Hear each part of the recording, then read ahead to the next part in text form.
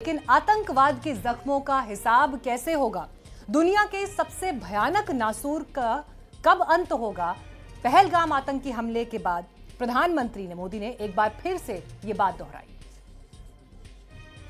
तो रविवार को ब्राजील में 7वें ब्रिक्स समिट में 31 पेज वाला एक जॉइंट स्टेटमेंट जारी हुआ और इसमें पहलगाम आतंकी हमले और ईरान पर इजरायली हमले की निंदा की गई। पीएम मोदी ने अपनी स्पीच में आतंकवाद को मानवता के लिए सबसे बड़ी चुनौती बताया। प्रधानमंत्री ने कहा कि पहलगाम में जो आतंकी हमला हुआ वो भारत की आत्मा, पहचान और गरिमा पर हमला है और ये पूरी मानवता के खिलाफ है। पीएम ने जोर देकर कहा कि आतंकवाद की निंदा हमारा सिद्धांत होना चाहिए, सुविधा नहीं। इसके साथ ही उन्होंने एक नए विश्व व्यवस्था की मांग भी उठाई। कूटनीति में बयानों की टाइमिंग बहुत इंपॉर्टेंट होती है। क्वाड से लेकर ब्रिक्स तक कई मुल्क भारत के पक्ष में हैं। पहलगाम आतंकी हमले पर भारत के रुख का समर्थन किया, लेकिन दूसरी तरफ पाकिस्तान में सियासतदानों और दहशतगर्दों का नेक्सस एक बार फिर एक्सपोज हो गया है। अब मोस्ट वांटेड आतंकवादी के बेटे ने ही पाकिस्तान के नेता को भला बुरा कह दिया।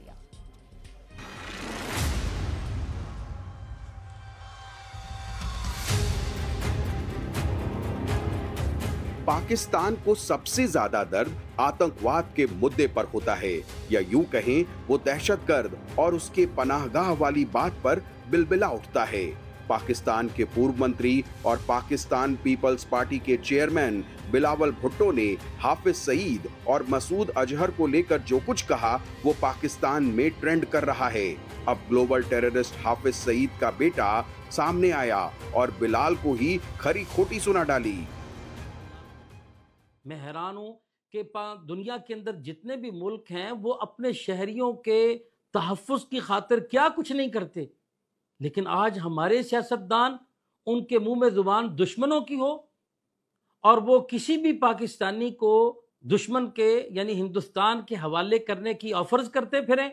चे जाए कि पाकिस्तान की एक मोतबर शख्सियत मेरे वालिद मोहतरम हाफिज मोहम्मद सईद हफिज़हुल्लाह के बारे में ये अंदाज और ये बातें इख्तियार की जाएं। हम इसकी भरपूर मजम्मत भी करते हैं और हम ये वादे करते हैं कि हम और हमारी कौम इस पर आपका मुहासबा करेगी। ये हमारा हक है। तलहा सईद कैमरे के सामने बिलावल पर खूब भड़का, कहा जिन्हें भारत की मुखालफत करनी चाहिए वो मेरे अब्बू के खिलाफ बातें करके आए हैं। तलहा ने कहा बयान दिखाता है कि विदेश नीति के मामले में बिलावल भरोसेमंद चेहरा नहीं है। बिलावल के मुसलमान होने पर भी सवाल उठा दिया। इंटरनेशनल न्यूज़ चैनल को इंटरव्यू देते हुए बिलावल ने जो बातें की, भारतीय सहाफ़ी के सवालात के जो जवाबात दिए, हकीकत में वो जवाब बनते नहीं थे, जिससे हम सब की पूरी पाकिस्तानी कौम की दिल आज़ारी हुई है। इस पर हम उसके इस बयानात की भरपूर मजम्मत करते हैं।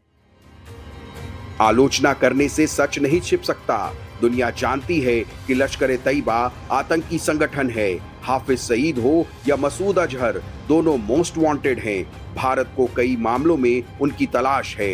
हाफिज सईद पाकिस्तान में 33 साल की सजा काट रहा है। वहीं बहावलपुर में मसूद अजहर का आतंकी अड्डा ऑपरेशन सिंदूर में समतल कर दिया गया। हाफिज के बारे में पाकिस्तान से बयान निकले तो उसे देशभक्त बताने की कोशिश हुई।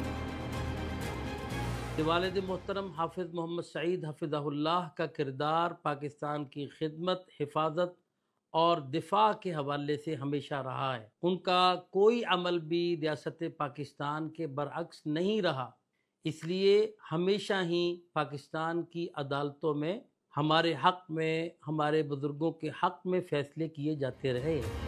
पाकिस्तान में आतंकियों के तीमारदारों का भड़कना जायज है, क्योंकि पाकिस्तान को आतंक के मामले में किसी और ने नहीं बल्कि खुद पाकिस्तान के नेता बिलावल भुट्टो ने ही एक्सपोज किया।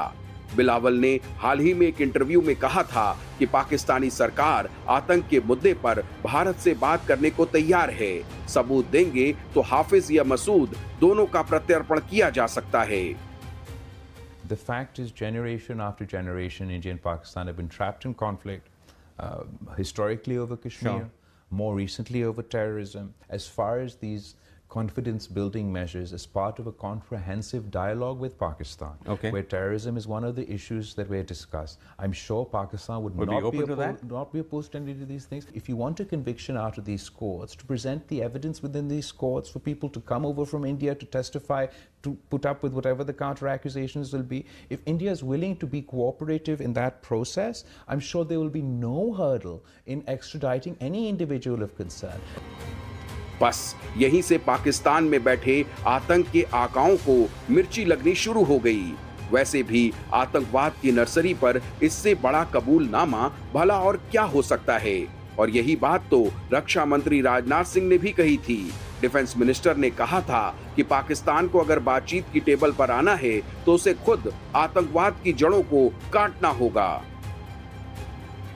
पाकिस्तान के हक में यही बात होगी कि वह अपनी जमीन पर चल रही आतंकवाद की नर्सरी को अपने हाथों से उखाड़ देंगे। इसकी शुरुआत उसे हाफिज सईद और मसूद अजहर जैसे आतंकवादियों को भारत के हाथों में सौंपने से करनी चाहिए। मुंबई हमलों के एक आरोपी तहूर राणा को पिछले दिनों भारत लाया गया है। पाकिस्तान की ओर से बार बार बातचीत की पेशकश की जा रही है। कल ही पाकिस्तान के प्रधानमंत्री ने फिर यह बात दोहराई है, मगर भारत ने साफ कह रखा है कि बात होगी तो आतंकवाद पर होगी, बात होगी तो पाक ऑक्युपाइड कश्मीर पर होगी। मोदी सरकार का मिशन क्लियर है। पाकिस्तान जितनी भी कोशिश कर ले, शांति का जितना भी दिखावा कर ले, लेकिन उसे अगर रिश्ते सुधारने हैं तो फिर आतंक के अड्डों का खात्मा करना ही होगा। वो नहीं सुधरा तो फिर ऑपरेशन सिंदूर अभी जारी है।